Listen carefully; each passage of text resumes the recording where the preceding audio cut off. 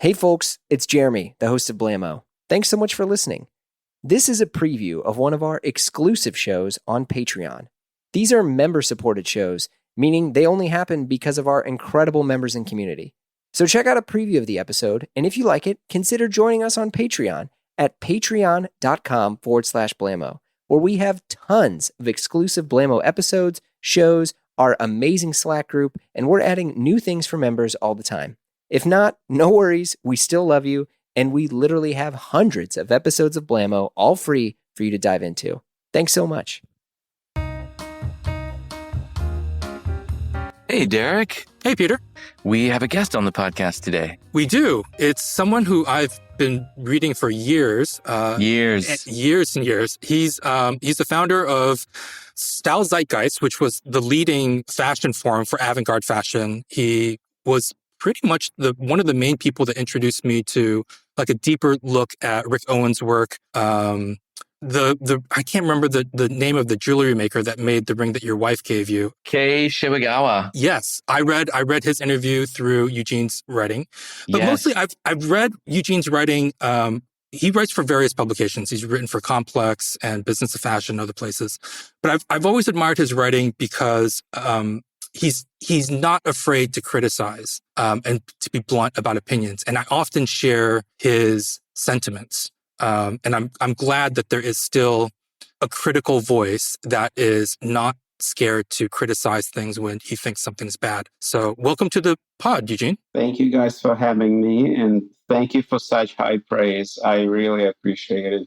No, Eugene, you've been the voice of critical reason for so long. You were the one that introduced me to so many of the brands that Derek was mentioning, but also with a voice of integrity that I've always appreciated. Yes, I would say a voice of integrity at a time when, especially in the last 10 years, as streetwear has kind of melded with fashion, Eugene has often been critical of that. And sometimes it's odd because I sometimes feel caught in this situation where I don't want to be overly critical because you want to be inclusive and understanding and, kind of liberal about things. But Eugene is very comfortable with saying, no, this is awful. This is really stupid and terrible.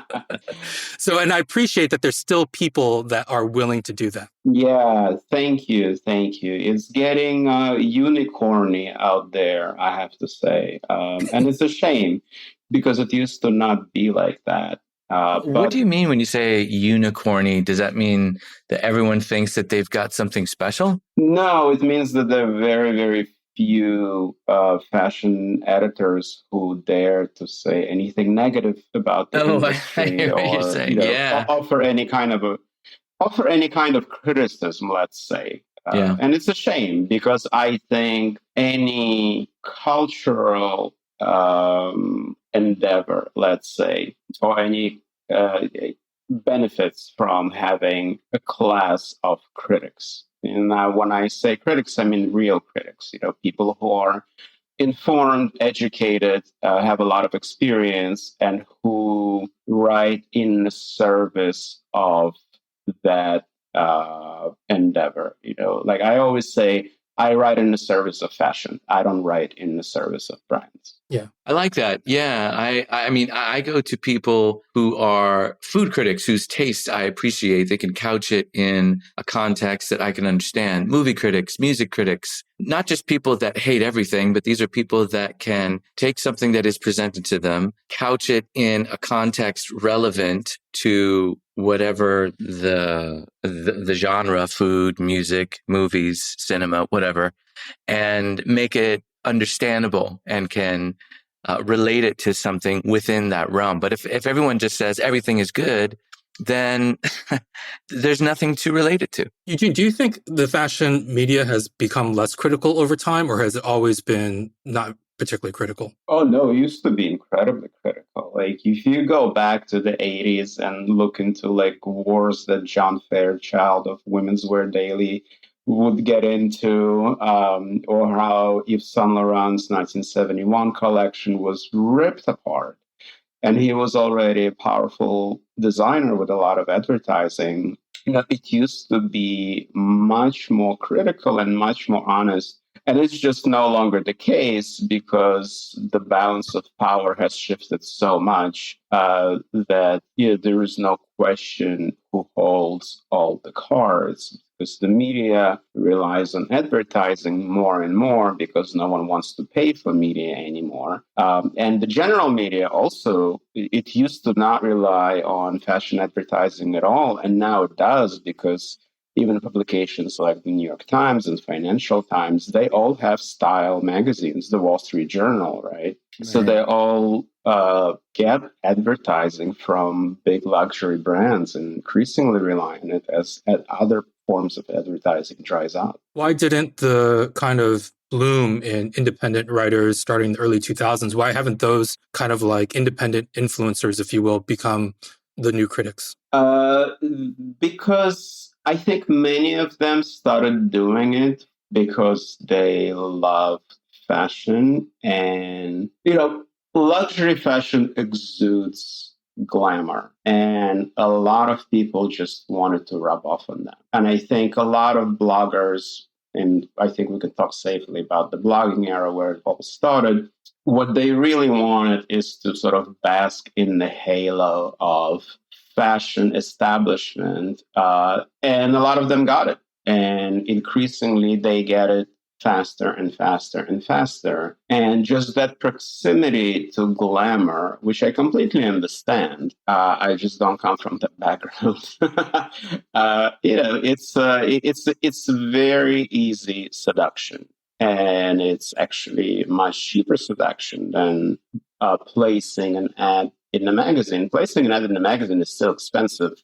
Gifting a trip to a influencer, even the writing influencer, let's say, whoever's writing a Substack these days or what, that's cheap for a big brand. Yeah, I feel like in the early 2000s, there was the promise of this kind of independent, critical voice, especially since the fashion industry in the early days looked down on bloggers. They didn't want to be associated with them. They didn't invite them into shows. And so there was a bit of a hope of that kind of independent voice. But over time, it seems to be that many of the bloggers and influencers are more easily corruptible than the editors and the professional fashion writers that write for traditional media, because at least those publications, sometimes they have some type of guardrails in place. For example, I believe that the Washington Post and the New York Times, those organizations don't allow their writers to accept free gifts. But if if you just run your own kind of independent blog or Instagram or TikTok, whatever, those people are showered with,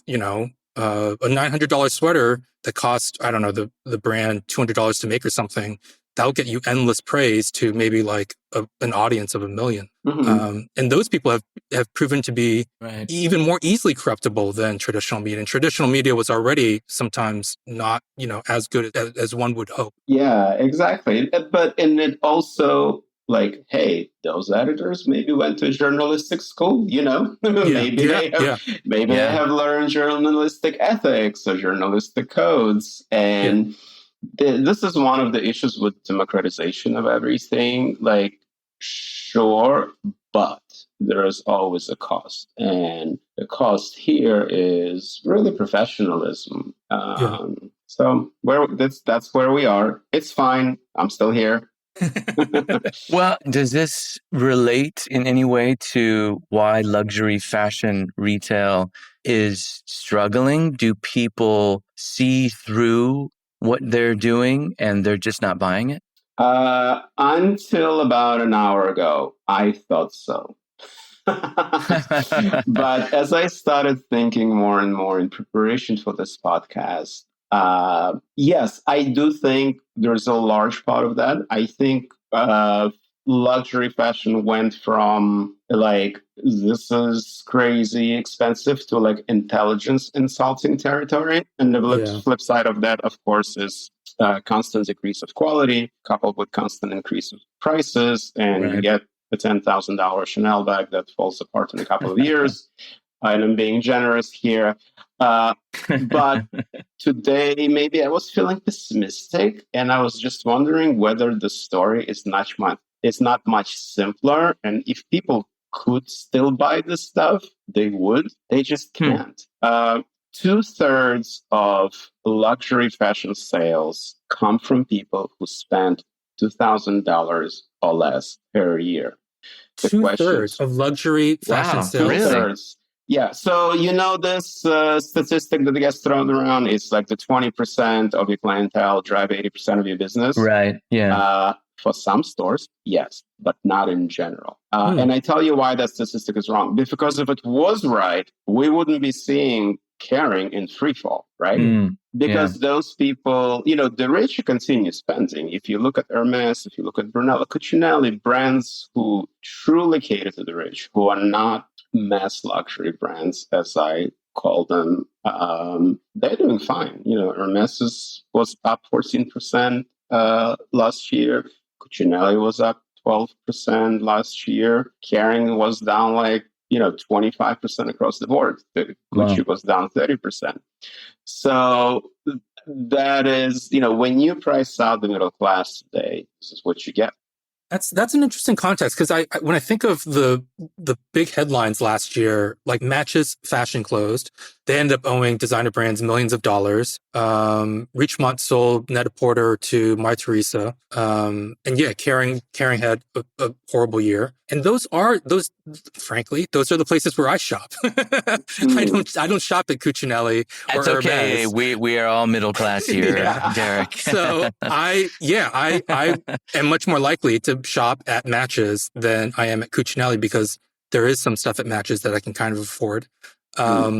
And it does seem, when I was looking at, when we were chatting about this podcast of doing it on why have luxury sales slumped, the thing that came to my mind, it seems that they've just every year, in order to grow profits, instead of growing sales or doing something more interesting, they just raise the prices on the previous year's design, and as streetwear has become, this gets a little judgmental, but I don't know how else to phrase it. But as streetwear has become more kind of aligned with high fashion, it does feel like there's a dumbing down of the product. And when you're doing t-shirts and double knee pants, there's only it can only be so luxurious, right? So at some point you're doing like $1,000 double knee pants. Like, okay.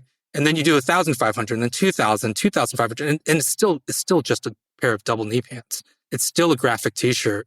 It's still a trucker cap or a bucket hat or crossbody bag or sneakers, right? Like, sneakers can only be so luxurious unless you're going to build them out of gold. And so I think at some point it just becomes, you start to think, this sneaker costs $2,000, but there are also things that are built seemingly just as well for $500 or sometimes even $300. It just seems like it would be a natural kind of substitute for people to then find, instead of buying the double knee pants, you just get a pair of Dickies, which was the original inspiration for those work pants anyway. Is that because, Derek, more along with your point, and Eugene, feel free to chime in or say that's the stupidest thing I've ever heard, but is that because the emergence of streetwear, which is strongly related to middle and lower class, and maybe making it the luxury brands trying to get some of that street cred, whereas before luxury brands never catered to the middle or lower class. They instead were proud to say, we are very exquisitely made. The reason for the cost of our price is because they're made by hand, they're made with, special techniques, blah, blah, blah. Is that the case, Eugene, or am I completely out? Something along the lines. So, Derek, if you allow me to correct you, if I may, Richemont did not sell Nap to My Teresa. They gave them a gift and a bunch of cash to go with it, just to get it off their hands. This was not a sale. They just couldn't wait to get rid of it because they already dumped billions of dollars into that failing project that's maybe turned a profit only 1 year out of its existence. Anyone with a finance degree like I have from my former life could see what a joke these places were. I will not be surprised if Essence is next, because it is, they kind of shot themselves in the foot because they were all chasing the Amazon model, but there's only one Amazon. So that's one thing. But, with regards to streetwear and everything, I would like to take a broader lens. I think it is the nice term for it, euphemistic term is democratization, but I really think it's massification of fashion. That's what happened. Because if we concentrate on menswear, yes, that looks like streetwear, right? But let's take the whole of luxury fashion, which is still the biggest market, is the women's wear. So I would say that at some point, all these luxury brands figured out if we want to grow at the speed we want to grow at. And remember, a lot of them are listed on stock exchanges now. So they're required to operate by the logic of capitalism, as described by our good friend Karl Marx. They have to grow every quarter, no matter what. Because if they don't, shareholders are not happy and the stock price goes down. So these are the simple, these are the economics. And I think we are also where we are in the world. We have created an incredible amount of wealth since the 1980s, right? When we let free market capitalism reign. And so that did create a vast middle class. And that vast middle class operates on the same principles of aspirational consumption and conspicuous consumption as described by another friend of the podcast, Thorsten Veblen, 125 years ago in The Theory of the Leisure Class. So that story will always be there. And that's what luxury brands have taken advantage of for the past 25 years, I would say. Let's say 2000, it's a good, neat starting point. And yes, they have gotten away from the luxury business model, which is we can only make so much because we do make things a certain way. We make them in certain workshops. We have a limited amount of workers. And in order to get the quality we want, first of all, those materials are expensive and they're rare, right? I mean, you guys know what happened to cashmere, right? For example. Right. I don't have to tell you. I remember patting Jill Sander cashmere circa 2000. This cashmere does not really exist anymore, the cashmere of that quality. You probably know as well as I do, cashmere is graded 1 through 9. And to get grade 1 cashmere is quite rare. But what do people want? People want a cashmere sweater. Why? Because it carries that symbolic meaning of luxury. So where do they go? They go to Uniqlo. If you have touched Uniqlo cashmere, it is not Brunello Cucinelli. So I think that's where we are today. I think absolutely on the men's side, streetwear did have a lot to do with it. If we start with hip hop really helped to democratize fashion for men. I've been, and I should add probably straight men, right? Because I think we're in sort of unprecedented stage where we've never had so many, straight young guys who are into fashion, which is great. I mean, I love it. I think but I think it's also worth talking about taste here, because a lot of people who are getting into fashion, I think what they really want, they're not really there for the interesting stuff, for the avant-garde stuff, for the forward-thinking stuff. I think most people want to wear a version of what they already have because they're comfortable with it, right? They don't want to go out of their comfort zone, but they want a luxury version of that, because it makes them feel good, stylish. And that's how you get, $800 sweatshirts and $500 t-shirts. Yeah. Or cashmere hoodies. And that happened in 2011. And I remember I was there. I witnessed it firsthand. It was with Givenchy and Kanye West. This was the beginning of when $500 t-shirts and $800 sweatshirts were flying off the shelves. And I remember walking into Barnes in New York and perusing the Givenchy rack.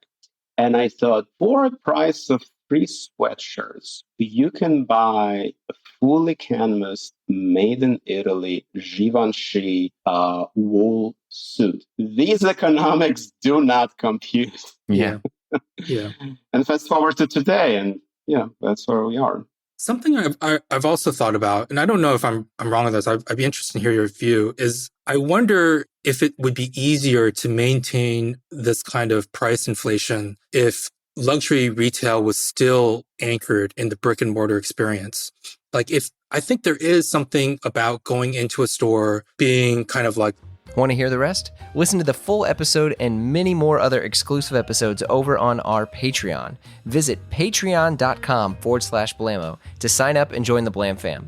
You also get access to our exclusive members-only Slack group where we chat about this and a ton of other things. So head over to patreon.com/Blammo and we'll see you there.